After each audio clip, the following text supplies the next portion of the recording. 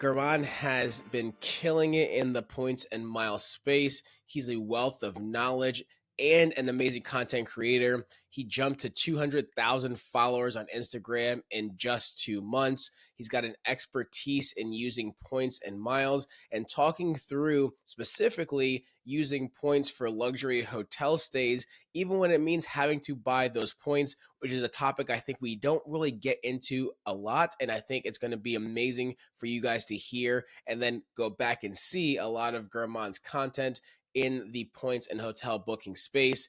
I know also German just returned from a beautiful trip to Hawaii, so we're going to unpack that as well. German, welcome to the show. Thank you. Thank you. Absolutely. So, German, tell me where in the world are you? Where are you from? And then how'd you get into the points and mile space?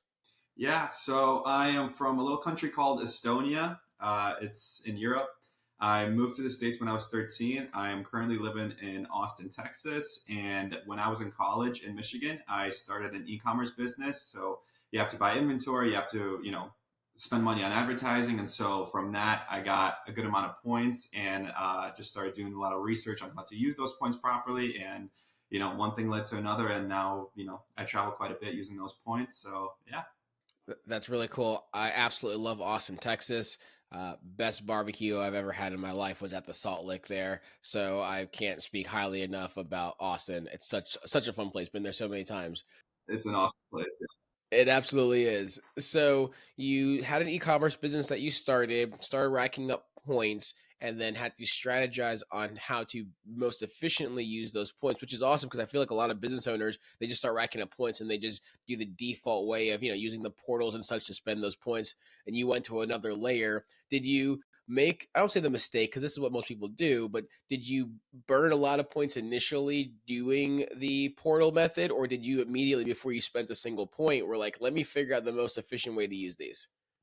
Absolutely. I've wasted probably hundreds of thousands of points, specifically Chase points. So my go-to credit card for purchasing inventory has been the Chase Ink Business Unlimited, 1.5% back on everything. And I had saved up hundreds of thousands of Chase points. And during COVID, because people weren't traveling, Chase had this promotion where you could pay yourself back using I believe the 1.5 multiple if you had the reserve, so you could pay yourself back. And I cashed in a ton of those points, which I guess wasn't terrible at the 1.5 cents per point. But yeah, definitely could have used them better. But yeah, I've made quite a few mistakes before I learned how to do it properly. And I'm sure I still make mistakes, but definitely using my points better at this time. I think we all do. We most of us have gotten in the points world if we just kind of stumbled into it, right? With the Amex or the Chase card, we basically did the same thing. I think I blew a few 100,000 points early with the Chase Sapphire Reserve when it first came out when I first got it. So I feel the sympathy, but of course now we look back and we say, man, that was a stupid idea. But now we know how much better we can use these points for as well. So not terrible, but of course we can get so much more value out of it. So, German, question for you. Uh, let's start talking a little bit about like, points and miles and strategies for luxury travel, right? What are some of your top tips, do you think, as far as getting in the points and mile space and getting redemptions for luxury? Because you have stayed in some pretty amazing places. How do you go about doing it? So I follow a pretty simple point strategy. And fun fact, I have never flown business or premium economy once in my life. Never. It's always been economy. So once I get into that, my strategy might change a little bit.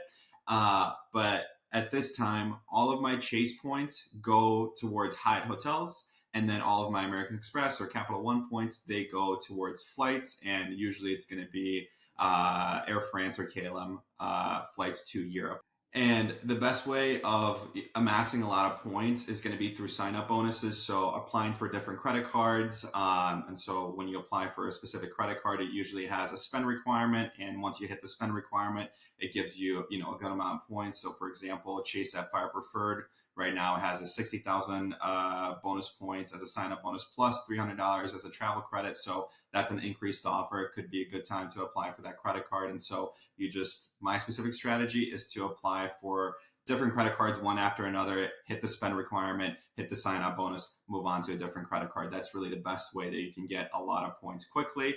And then again, using them in a smart way, not wasting your points. And for me specifically, it's all my Chase points go to Hyatt hotels, and all of my American Express and other points go towards flights. So, what's your time length that you typically go to between applying for different cards? Everyone kind of has their rule of thumb, or some people they are a lot more aggressive with it, especially early on. Some people are too aggressive with it early on. What's usually your time frame between, okay, I've applied for this card today, and then waiting till the next card that you're going to apply for? So I usually get about 3 to 5 different credit cards, new credit cards per year. As far as the timing goes, I don't follow a specific, like a lot of people will say one credit card every 3 months. So I don't quite do that. Sometimes I will get two credit cards in 2 months, and then I won't get another one for, 6 months or something like that. But on average, I'd say I get about 3 to 5 new credit cards per year. And as far as, spacing them out, I don't have a specific amount. But what I usually recommend people who are, wanting to apply for a credit cards in an aggressive manner, I would probably say 1 to 2 credit cards per quarter is probably the max that I would recommend. That's awesome. And so, are you focusing more so on personal cards, or do you mix in the personal cards with the business cards as well? Because I remember you mentioned that you've been using the Chase Business Inc. Unlimited card. So, do you have a kind of a variety of on the personal and business side, more so business, more so personal? How do you do it? So I have a mix of both.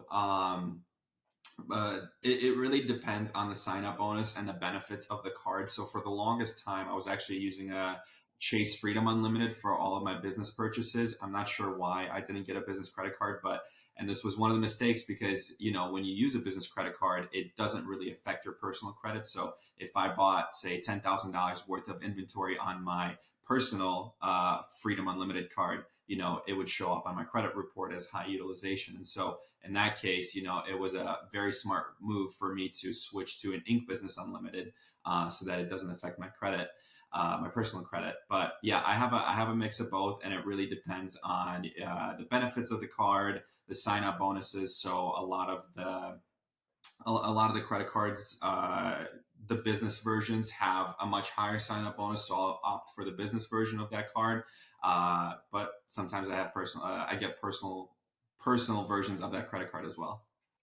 Very nice. And so in this process, I think a lot of people they sometimes get wrapped up around the thought process of, man, you're getting all these cards. How do you navigate which cards to use?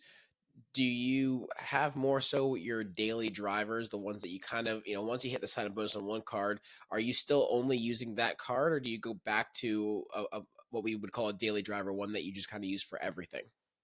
So I would say my daily driver is probably the Chase Freedom Unlimited, 1.5% back on everything, and then I have different credit cards for dining, travel purchases, you name it. There's usually a credit card that I have for that specific category, but I don't follow that strategy often because once again, I jump from sign up bonus to sign up bonus. And if I'm not working on a sign up bonus, I have a couple of credit cards that have a spend like a calendar year spend requirement that gives me a free night certificate. So for example, no longer the Amex Hilton business credit card. If you spend $15,000 in a calendar year, they give you a free night certificate. So obviously they've moved away from that benefit, but there's also the American Express Hilton Surpass credit card that still has that same benefit. If you spend $15,000 in a calendar year, you get one Hilton free night certificate. And if I'm not working on a sign up bonus, usually I'm swiping that credit card and that credit card only just so that I'm working towards that $15,000 threshold. Very cool. So I want to take a step back. You mentioned that you typically use your Chase points for Hyatt hotels and you use Amex and Capital One for your airlines. And I know you mentioned that you've never flown business class. You've always focused on economy, which I think is very fair because an economy ticket can cost a quarter of what a business class ticket will be. But I also will say once you get your first taste of business class, you're not going to want to go back. So just be prepared for that. For the listeners out there, I'm telling you, once you experience business class long haul, it's a game changer. So a lot of the content that you share is based on buying points to maximize stays at some pretty incredible places. I mean, you've posted about Waldorf Astoria in was that Costa Rica, I think it was. I mean, you've had some pretty amazing places that you've posted about that are $2,000 to $3,000 per night, and you're getting them for 50 to 80% off. Can you share how you do that and when it makes sense? So, one thing that might come as a surprise, I have actually never bought a single Hilton point in my life. In fact, I don't think I've ever bought a single hotel or airline point in my life. All of the points that I get are from credit cards, spending or sign up bonuses. I personally have over 20 different credit cards, personal and business. And when I originally started making content, I started telling people that, hey, if you apply for the Hilton Aspire credit card, you will get 175,000 Hilton points, right? And you can use those Hilton points to stay, at a Waldorf Astoria Cabo or a Waldorf Astoria Costa Rica, you name it, you can get a night there. And everybody in the comments goes crazy. Oh my gosh, I cannot believe you're suggesting that I apply for a credit card. I don't need a credit card. Why would I get a credit card? And so what I learned is that the public, or a lot of the public, has a misunderstanding about credit cards. They think that credit cards are bad. In fact, I've had conversations with family members, right, where I'm like, I can't believe they don't teach us about credit cards in high school. And the person's like, yeah, don't get one. And I'm like, no, actually quite the opposite. Like, get one. And so I learned that there's a misconception about credit cards. And when I started posting content about applying for different credit cards to get the benefits, to get the points that you can use for luxury travel, or it doesn't even have to be luxury travel, just regular travel, people would go crazy in the comments. And so then I started creating content about, you don't have to apply for credit cards. You can still get the benefits of credit card points and luxury travel at a fraction of the cost without applying for credit cards. And, I figured out that Hilton is really the best for, as far as hotel stay go, Hilton is the best for that. And so I started creating a good amount of content on buying Hilton points instead of applying for credit cards to get those points. But in those same videos, I still mention, hey, you can also apply for credit cards and get those points essentially for free if you hit the minimum spend, right? Besides the annual fee. But, if you're buying Hilton points, you're spending hundreds, if not thousands of dollars. If you're applying for credit cards and you are using them to spend money that you would spend otherwise, your out-of-pocket cost for those points is just the annual fee, which is, could be $100, $200. So it's significantly cheaper than buying them. And I like one thing that you mentioned that you made sure to put in there, as long as you're using your cards to spend on things that you would already be spending on, right? And as a financial advisor, one of the things I always have to stress when we're talking about this world of points and miles is we still have to be financially responsible. So we're not going out here, and those of us that thrive in this points and miles world, we're not going out there getting a credit card and just blowing money on things that we don't need or would never get just so we can hit the spend, right? If we're, like you said, buying groceries or going out to dinner, or if it's gas for a car, whatever it may be, we're going to spend that. We're just going to use it on a card that's going to maximize the value and hit that spending requirement. So I just want to like throwing out that preface out there, because it's really important for people to realize, like you said, I think the thought process around credit cards is negative because of the amount of people that are in substantial debt, and interest can work very aggressively against you, because many of these points and miles cards do have 20% APR on them. But if you never actually carry a balance and you always pay it off, you never pay the interest, right? So I think it's really important. And I love the fact that you brought that up, because it's super important to mention that being responsible financially is the key in this world. Absolutely. One thing that I would also add to that is that you have to pay off your credit card every month. You cannot carry a balance. So, a lot of people reach out to me and they say, "Hey, I have a large purchase that's coming up. What credit card would you recommend with 0% APR?" And I honestly don't have any recommendations because I have never carried a balance in my life. You know what I mean? So if you're watching my videos or somebody else's videos and you're thinking to yourself, okay, I got to get these credit cards. I'm going to put a ton of money on them, but then you don't pay them off. It, Paying the interest fees completely offsets any kind of travel that you're going to do. So 100% you have to use them responsibly. Credit cards are a great tool for travel, but only if you use them properly. And, if you are uh, financially disciplined and you know how to use them properly, you pay off your credit card every month, they could be a great tool. Absolutely. And so, German, I want to go back a little bit. Can you explain a little bit of the thought process in a little bit more detail for the listeners about why it makes sense if you're not going to decide to go getting a card, sign up bonus, rack up points that way? When can it make sense to actually buy Hilton points for one of these stays? How does the math work out logically? And we don't have to get into the very specific numbers unless you actually have those memorized. I know it's going to vary, but can you just talk through the thought process about why would it make sense to buy Hilton points as an example? So with Hilton specifically, their hotels are priced in a certain way that allows us to get a really good deal at luxury properties by buying points. Some of their cheaper properties, you're actually going to lose money if you buy points and then book those cheaper properties using points. For me, usually when I'm looking for these deals, I'm looking for hotels that are at least $600 to $700 per night, because then I know that I'm going to get a good deal by buying points. And that's because a cheaper property that goes for maybe $300 to maybe $400 per night is going to cost roughly 80 to 100,000 points per night, maybe 80 to 90,000 points per night. But a property like a Waldorf Astoria Maldives that goes for $2,000 to $3,000 per night costs only 150,000 Hilton points per night. So you can see that it's not the award pricing is not proportionate to the cash rates. And so if you're looking for a luxurious stay, definitely look at Waldorf Astorias or Hilton's LXR properties, because those usually have very high cash rates.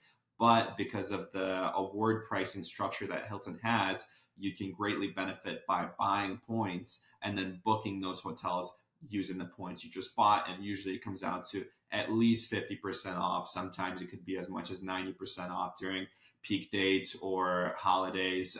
It can be really crazy. And I know you often mention when doing this, you also often talk about periods when Hilton's offering like a bonus for buying points. How does that help someone that's doing this strategy? They're looking to buy their Hilton points. When does a bonus come in that could be of benefit? So Hilton usually runs bonuses nonstop. So in their marketing, it says, I think like their current bonus, it says ends on November 24th or maybe November 27th.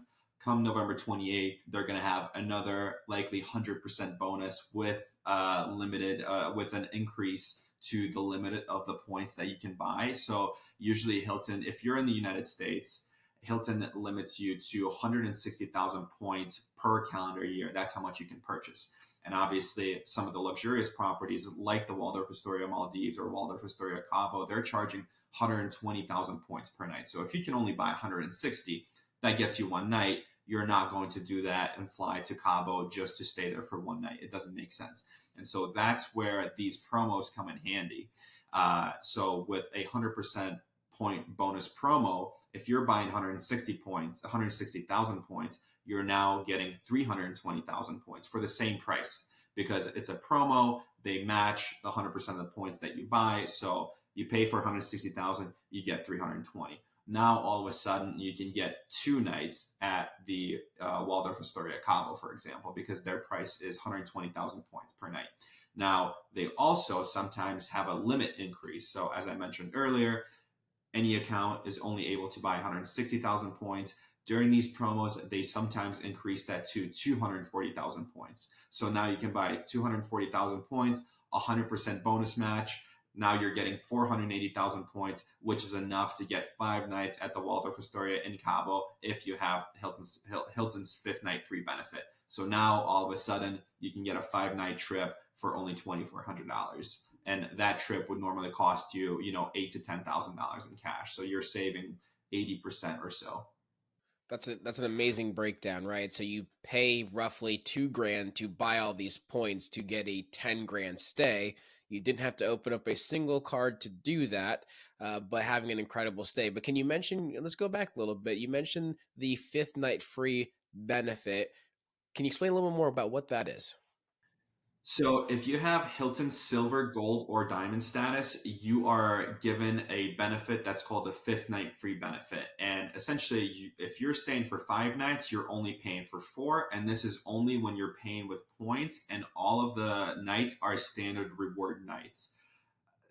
That is, we can discuss the standard reward nights after this, but that's the Hilton fifth night free benefit. And the easiest way to get the Hilton's fifth night free benefit is through Hilton status, such as Hilton Silver status, which is their lowest tier. And that status is pretty easy to get. You get the status with any Hilton credit card, or you also get Hilton Gold with an American Express Platinum or a Business Platinum credit card. And another way that you can get Hilton Silver status is if you're a T-Mobile Magenta Max plan holder. So if you get your cellular service through T-Mobile and you're on a Magenta or a Magenta Max, I believe, you get Hilton Silver status for free. And I love that because I've had Hilton Gold status now for I don't know, maybe 5 6 years, and purely just because, like you said, through the Amex. Well, I have the personal and the business platinum, but through the Amex platinum cards, we automatically get Hilton Gold status and have these benefits. We get to use the Hilton Honors line when we check in, all those different things, which is great. And I think it's also interesting to point out, going back to the point side of things, I know you specifically use your Amex points for flights and such, but with Hilton and Amex, your points actually transfer 2 to 1. So if you have if you find a stay that's 100,000 points, you actually only need to transfer 50,000 Amex points to get that 100,000. So if you don't want to have to buy up all the points to have this incredible Waldorf Astoria stay, but you don't have all the points in Amex, you could do a combination of using some of your Amex points for the 2 to 1 transfer, as well as buying some points using your strategy. So, German, I think your breakdown there of how to actually buy points and make that a huge win is awesome. How, without going down the rabbit hole too much, what is that standard reward night that you mentioned? Because I think it's important for people to know what that is.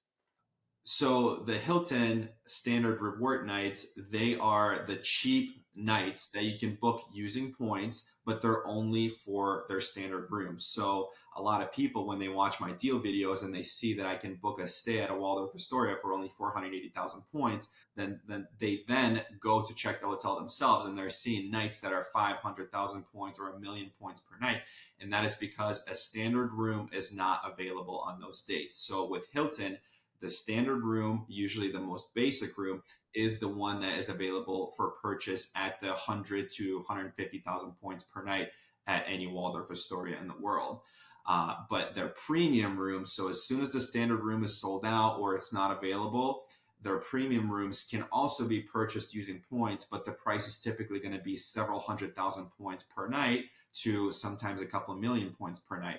And obviously, the point purchase method will not work on those nights. So you have to find standard room reward nights. And the easiest way to do that is by looking at the Hilton calendar. It's going to show you a standard room reward under the point price. And you can also tell, obviously, by looking at the actual price itself, it'll say 100 or 120,000 points per night opposed to, 1 million points per night. And the fifth night free benefit, it only works on standard room reward nights. Same thing with free night certificates. A lot of people are loving, including me, the Hilton free night certificates. They can bring you a lot of value, but you cannot use them just any night. It has to be a standard room reward night.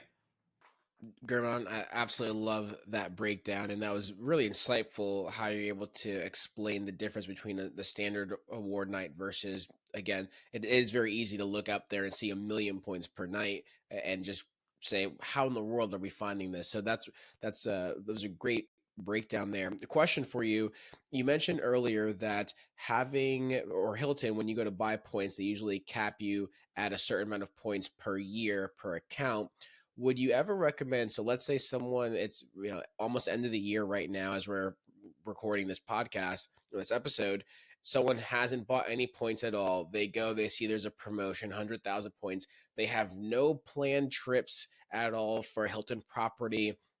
Would you ever recommend someone speculatively buy a whole chunk of points just so they get their quantity in this calendar year before switching to next calendar year? What's your thoughts on that?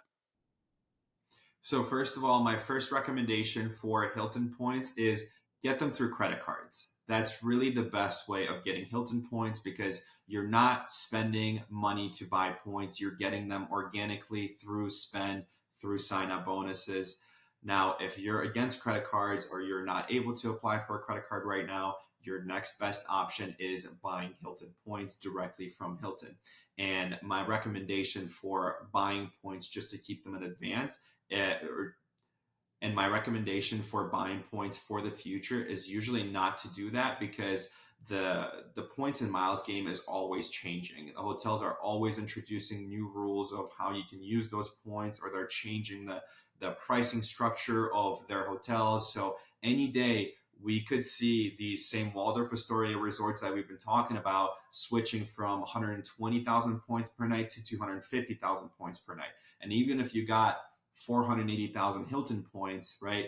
Now you can only get one night if the cost of the night is 250,000 points per night. So I always recommend not to just speculatively buy points just to keep them for the future. Even though it looks like a great deal right now, it may not be a great deal by the time you actually use those points.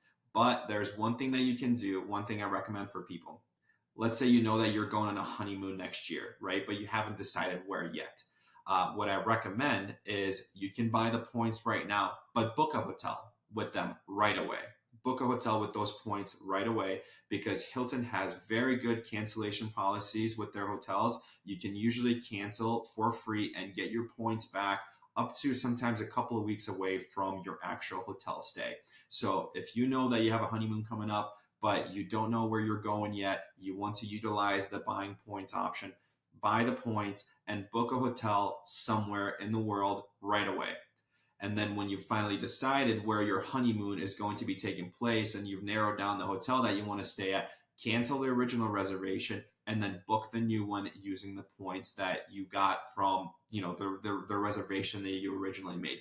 That way, if something goes south and Hilton changes their rules and you're no longer able to use your points in the same way that you were able to today, right? At the very least, you're not just sitting on those points that you can't use. At the very least, you have a reservation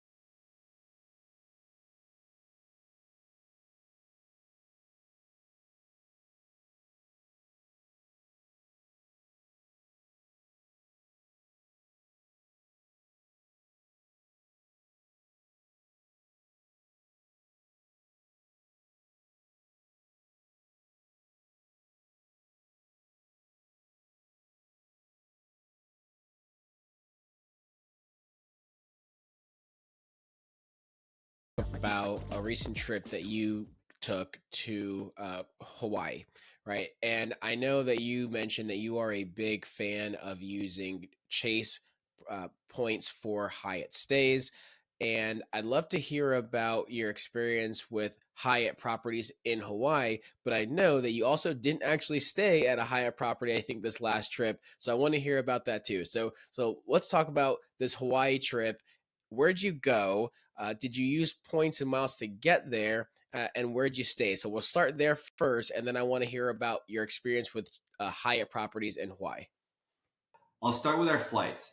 We did not use points or miles to get to Hawaii. And on a lot of my Hawaii deal videos, people are saying, well, sure, you're staying at a Waldorf Astoria on Maui for a good deal, but flights there are like $800. And this kind of goes back to my point that I made earlier in the episode is that you have to be very smart with the way that you use your points or the way that you're booking your travel. So for us, what we did is we got the Southwest Companion Pass deal that they had going on, I believe, back in maybe May, where if you fly a round trip, they give you a companion pass that you can use for a few months. And so we got the companion pass deal, and we waited for the Southwest promotion that they had going on in the summer. I forget what it's called, but it's like every year they have a really good promo where the flights are super cheap. And so we waited to book the flight to Hawaii. Uh, we waited until the promotion to book the flight to Hawaii. And so a round trip flight was $380 from Austin to Kauai and back.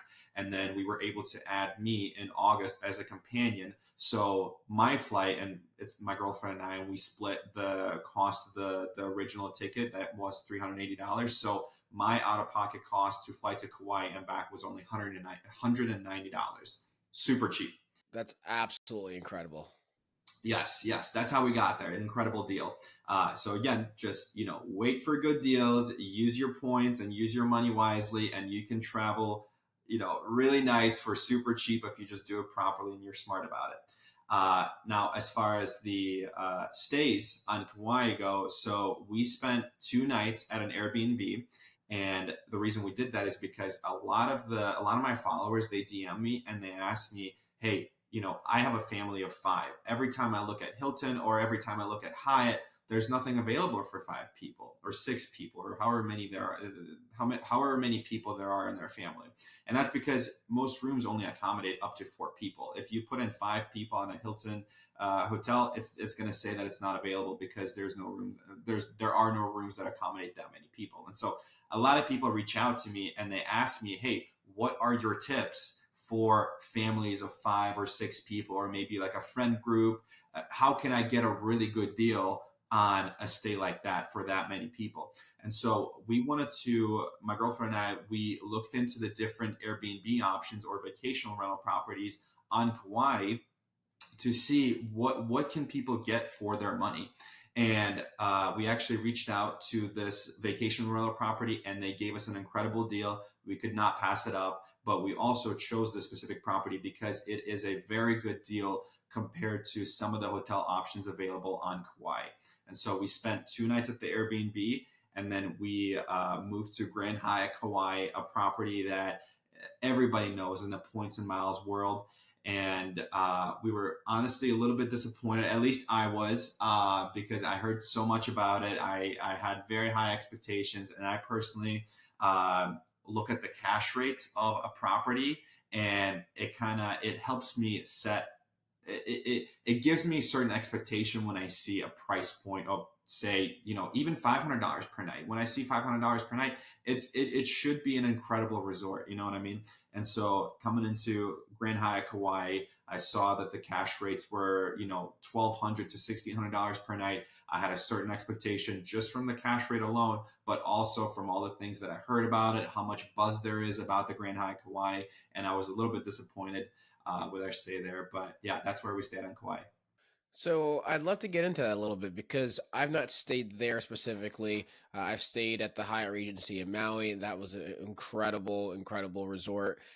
And like you said, everyone in the Points and Miles world, a lot of the content creators, they talk about the Grand Hyatt in Kauai. I'm very curious. What about it for you made it a little underwhelming? So I've stayed at a lot of different like luxury properties, right? And after you stay at so many, you start to pick up on things that people do right and people do wrong. Like for example, Anda's Papagayo, hopefully I'm pronouncing that right, in Costa Rica, an incredible property, and the staff is so kind and so caring, and the resort itself is very luxurious. It's very nice, but again, the staff, it was incredible. Like I remember I would be walking back to our room from the spa, and they have these golf carts that like drive people around, drive the guests around. So like you can pick up a golf cart, you can say, hey, can you take me to the restaurant, or hey, can you take me back to my room? And so I would be walking back from the spa to our room, and a golf cart with a staff member would be coming towards me, and they will stop and they will turn off the golf cart lights so they're not shining in your face or in your eyes. You know what I mean? And it's just like the kind of service that you get at places like that. It's incredible. It makes you feel so special, and it's so luxurious. And that's why I personally love staying at luxury hotels, is because of the service that you get. Like, it's incredible. You feel on top of the world that, somebody, a staff member stopped their golf cart and turned off those lights so you can walk in darkness without, the light shining bright in your eyes. Like, that's incredible, right? And so after staying at properties of this caliber, you kind of have a certain expectation. When you see a cash rate of over $1,000, you expect to be kind of pampered, you know what I mean? And it wasn't like that at all. Like, the Grand Hyatt Kauai, I did not think that the service was anything incredible. Like, it's the kind of service that I would expect at a regular hotel that maybe is $300 per night or something like that.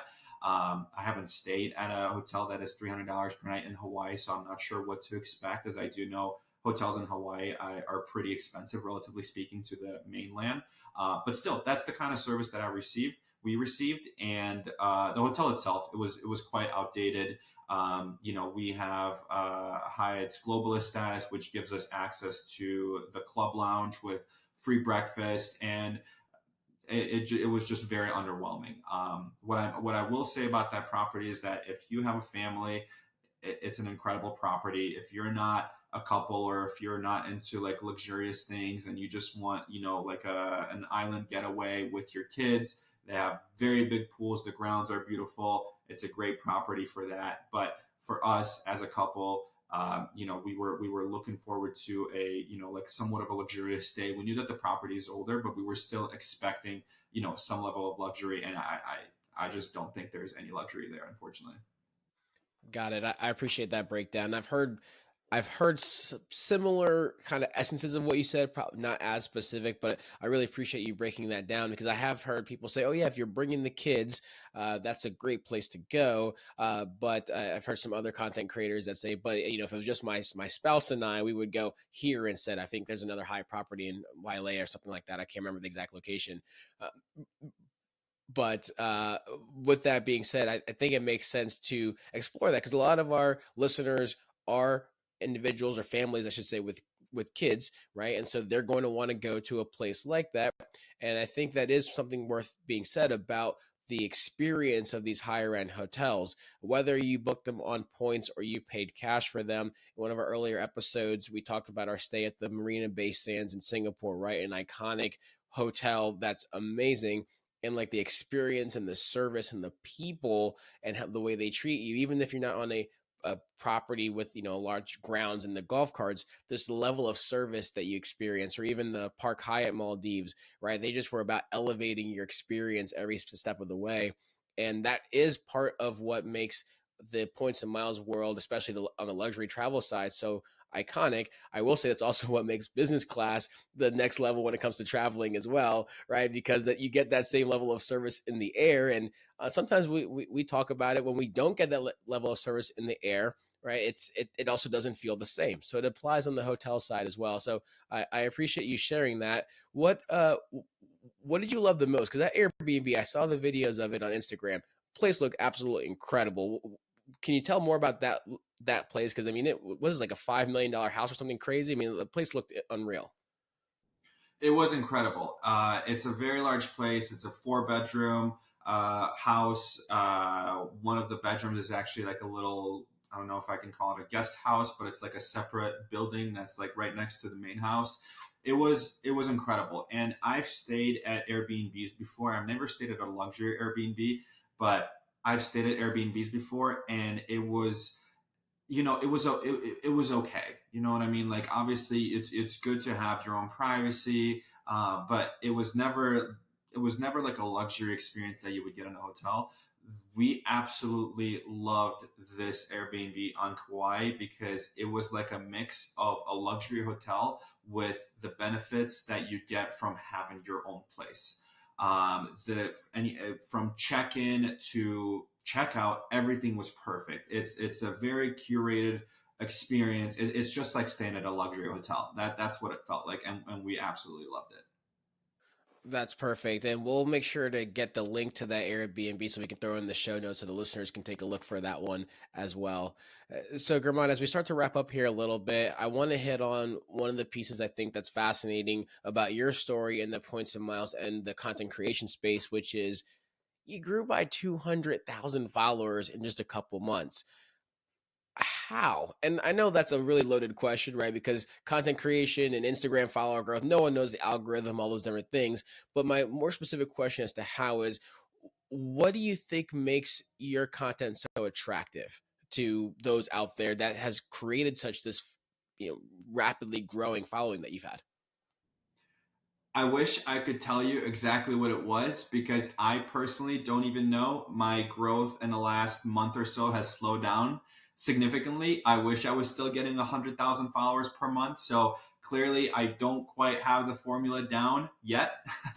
But my advice would be to provide value. That's what gets followers. You know what I mean? If you provide value, people like to see that. People like to learn new things. People like to save money, and that's why I feel like a lot of my videos have done well is because I show people how they can save a lot of money. And another reason why, or another thing that I would suggest, is because I'm very honest with all of my content. So like a lot of points and miles creators, they will make a video and say, here's how I flew from New York to Bangkok for only $5.60.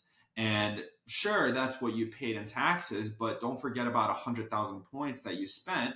And if they're chase points, for example, that's $1,000 right there. You know what I mean? If you were to convert them to cash. So, in the video that I just posted about Grand Hyatt Kauai, I think a lot of creators would have said, here's how I'm staying here for free. And I'm trying to be as transparent as possible with my content. And so I paid 30,000 points per night. And I said, here's how I'm staying here for $300 per night, because that's the opportunity cost of the points that you're using for your hotel stay. And another part of being honest is, uh, as somebody who is in the points and miles space, and as somebody who owns a business that has a significant amount of spending, right? I'm able to earn a lot of points, and I'm able to spend those points, at very luxurious properties. People who have regular jobs, who don't have a business that can spend ten to $15,000 on advertising every month, they aren't able to earn as many points as me, right?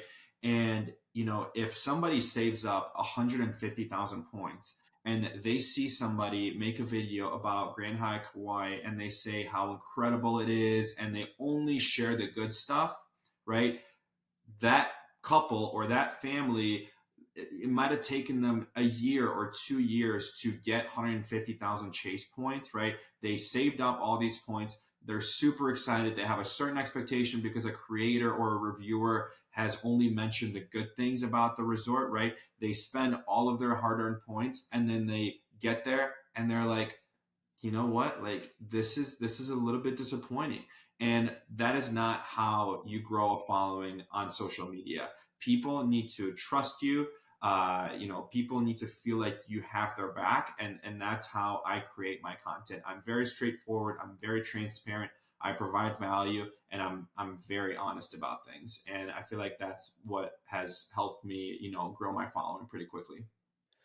German, that was so excellently said. And the fact that you do provide great information, you are transparent, you do something that I don't think I actually see often is you do the at least for this most recent trip, you do like a daily vlog, right, for it. And that's not something you really see on Instagram, right? Because it's such shorter form videos. That's usually something that you'll see someone do on YouTube, longer form, like for the whole trip. You did like a daily vlog, I think it was 4 or 5 days, but you were able to, in those videos, that sequence, share places you stop for sushi and other things, which is really cool. I want to ask you about any upcoming trips, but before I do, I don't want to forget any amazing places that you guys stopped in Kauai that for listeners here in the show, they do actually want to get out there. Any places that you want to shout out that you thought was just really incredible, whether it was a hike, whether it was food, whatever it may be, any places that come to mind that you want to shout out?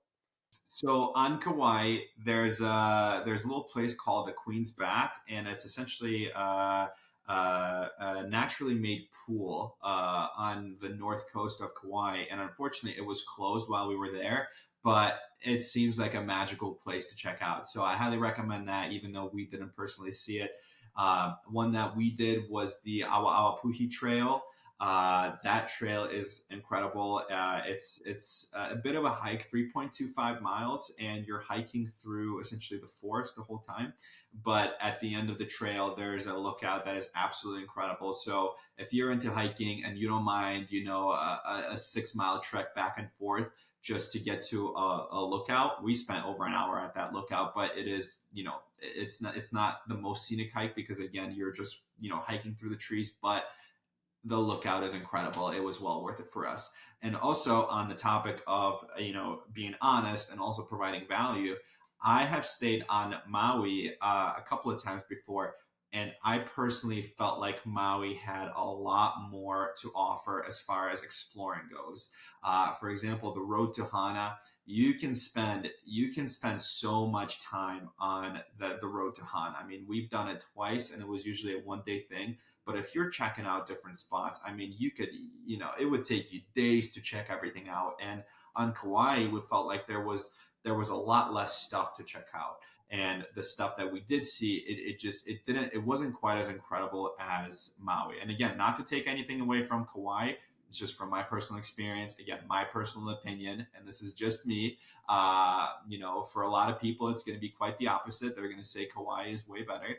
But for me personally, I like Maui a little bit more just because there was a little bit more exploring to do, a little bit more things to see. So yeah, that I would personally recommend Maui. And I do have a pretty cool story if we have time about Maui, if you don't mind. Yeah, go for it. So my first ever trip on points was a trip to Maui, and we stayed at the Wailea Beach Resort, which is an incredible resort, by the way. I highly, highly recommend this. And this also ties into the point that I made earlier: is hotels change the point structure or the point pricing of their hotels, and Marriott.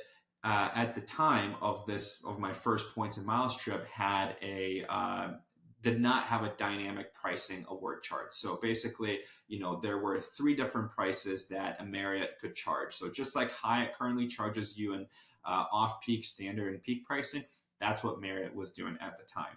And so again, don't hoard your points because something might change. But again, at the time, Marriott was charging a flat rate depending on if it's off-peak, standard, or peak pricing. And so we used the Marriott Bonvoy Boundless sign-up bonus. It was, I believe, spend $4,000 and get 5 free nights up to 50,000 points per night. And so we were able to get 4 nights at the Wailea Beach Resort. Incredible resort, highly recommended. Since Marriott has made the changes, you cannot use the 5 free nights there anymore, or at least it's extremely hard. But at the time, we were able to do that. And so absolutely loved it. Highly recommended. We were having breakfast at the Kihei Cafe. Again, incredible place. Recommend that place as well. We were just loving Maui. And so I was on my phone and I was scrolling through the fine hotels and resorts on Amex to see where could I book a stay on Maui or on Hawaii to use my credits app because we were loving it so much. It was kind of like a luxury trip and it was our first ever points and miles trip. We were in love with Maui, so we wanted to come back. And so I'm at the cafe and I'm scrolling through different hotels. And because it's fine hotels and resorts, everything is 5 stars, very expensive, $1,000 per night, $1,500 per night, $700 per night. And then I keep scrolling and I see the Ritz-Carlton on Maui, Ritz-Carlton Kapalua Bay, is $329 per night. And I'm like, that is so weird. And again, I'm new to the points and miles space at that time. I think it was 2021. So I'm relatively new to it. And I'm like, Ritz-Carlton, that is a fancy place. And I wonder why it is cheaper than everything else. It's not cheap. $329 is still a significant amount. It's not cheap, but it is way cheaper than anything you could find on fine hotels and resorts. And so I was doing a little bit more research into the hotel, on fine hotels and resorts. I was looking at different dates and I figured out there's this 1 week in May of, I believe, 2022, 1 week that's $300 per night and everything else is like $1,200 to $1,500 per night. And I was like, okay, I'm going to get back to the hotel after our breakfast. I'm going to get on my computer and I'm going to figure out why this week is so much cheaper. Maybe they're doing like a construction at the resort at that time. Like I want to figure out why it's so much cheaper during these dates. And I get back to the hotel and I changed and I checked the same exact dates and it's 13.29 per night. And it hit me. They forgot the one. It was a mistake rate. So instead of 13.29 per night, for those dates, it was 3.29 per night. And I was so upset. I'm like, I cannot believe I didn't just book it, because you have the cancellation policy. Like, I should have just booked it as soon as I saw it. And then for the rest of the trip, I kept on checking, and it came back twice. I ran up to the room to my computer, tried to book it twice. By the time I got back, they had fixed the rate. And then on the third time, I was finally able to book, I believe, 6 or 7 nights at the Ritz-Carlton Kapalua Bay for $329 per night. And we came back to Maui a year later with some friends. Ritz Carlton again. On the point of being transparent and honest, I felt like it was a little bit of a letdown, and a lot of people will agree with me. I think a lot of people say that it is not a true Ritz Carlton experience. The property is a little bit outdated. The service is not as great as your typical Ritz Carlton service, and I would recommend the Wailea Beach Resort instead of the Ritz Carlton. But yeah, that's how we were able to stay at the Ritz Carlton for a week for a fraction of the price. Just a mistake rate. Just happened to see it. It happens. They honored it. So just be checking hotels. Just be checking for prices, and something might come up. You never know what you're going to find. I love that. German, before we wrap up, any amazing upcoming trips you and your girlfriend have planned? Any really cool redemptions, bucket list destinations that you guys have coming up here? The only trip that we have planned right now is a trip to Cancun for a wedding in December. We don't have that planned out yet, but I am working on something pretty cool. So we'll see if we can make it happen. As far as bucket list trips go, I would love to visit Bali, Alila Villas, Uluwatu. I mean, that's a dream property that I really want to visit, and I've heard incredible things about Bali. So that's definitely up there on my to-do list. And then let's see, Maldives. I really want to visit the Maldives and stay at the Park Hyatt or the Alila. I've been doing quite a bit of research into those two properties to see which one I would want to stay at. Let's see what else. I think those are kind of like the two. Oh, I want to do the JW Masai Mara in Kenya. That's another one that I really want to go to. I've never been to South Africa, so I think that would be incredible. Awesome. Well, two of those three locations. Well, actually, we stayed at the Alila Seminyak in Bali. That was an incredible place. Had a great time there. Was going to stay at the one that you mentioned, the other Alila, but the location of where it was, in retrospect to our agenda, was going to make it a little bit just out of too much out of our way for what we had going on. But the Park Hyatt Maldives, one of the most incredible places we've stayed, and especially with you having globalists, like they uh, so we were explorers, but one of our good friends had globalists, so gave us the member of honor benefit. So we were globalists for when we were there, and we were greeted by the general manager at the dock. Who we had our own golf cart, so we got there by boat after our airplane, and they put us on a separate golf cart than the other people on the boat. They were like six people that had to share their golf cart to go to their rooms, but the two of us, so my fiance and I, we got to go just directly to our villa. Absolutely incredible place, and they're using points. Honestly, I think the beach villas are actually much nicer than the overwater villas there. And so I think you're going to have an incredible time. And we actually have a whole breakdown of that on our Maldives Part 1 episode, and then of our Bali episode as well. Yeah, absolutely incredible experience. The Park Hyatt was insane. It was a great place to stay. That's awesome. Yeah, I'm super excited. Hopefully someday soon. So, German, a lot of great information on today's episode. Where can the listeners follow you and get your advice directly when you break down places to stay, how to buy points for discounts, and then just general points and miles knowledge?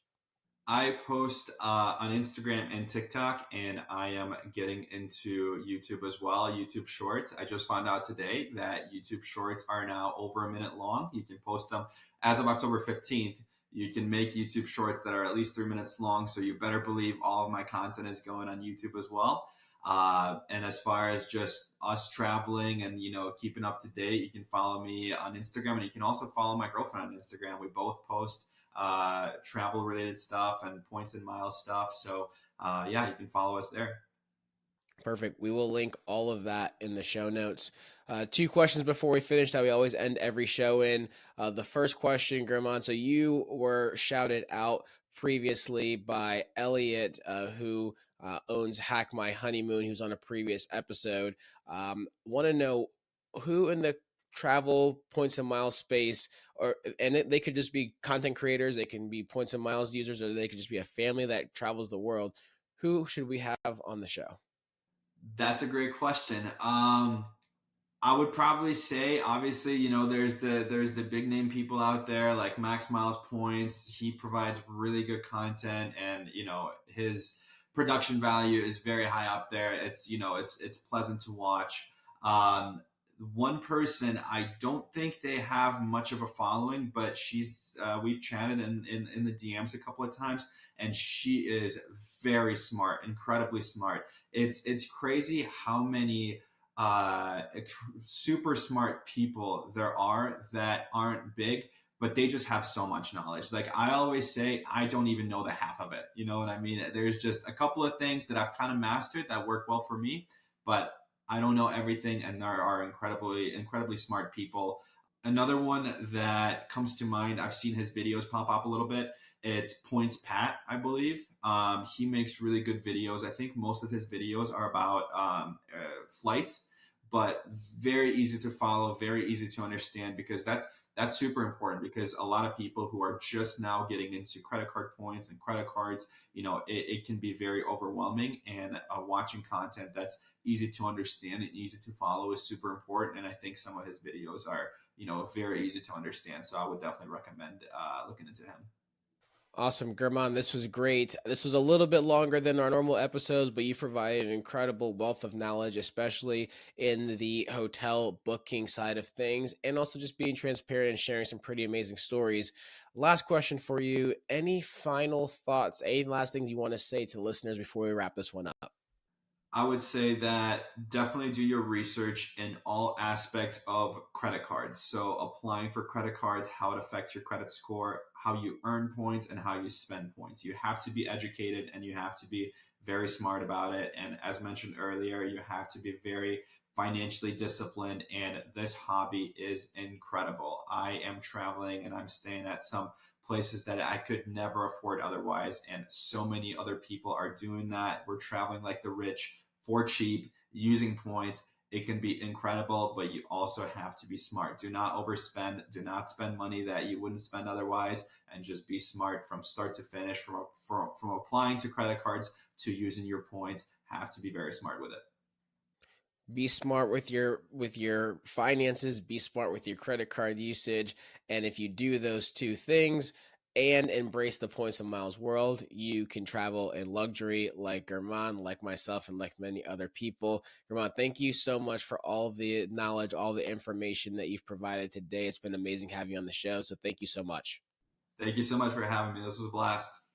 Absolutely. And for the listeners out there, make sure to connect with German, especially if you want his breakdown of how to get really incredible resorts at a discount by using hotel points, and just to see his incredible stories, his videos, the places that him and his girlfriend have gone, and all the tips that he offers. And as always, don't forget to subscribe to our podcast if you haven't already.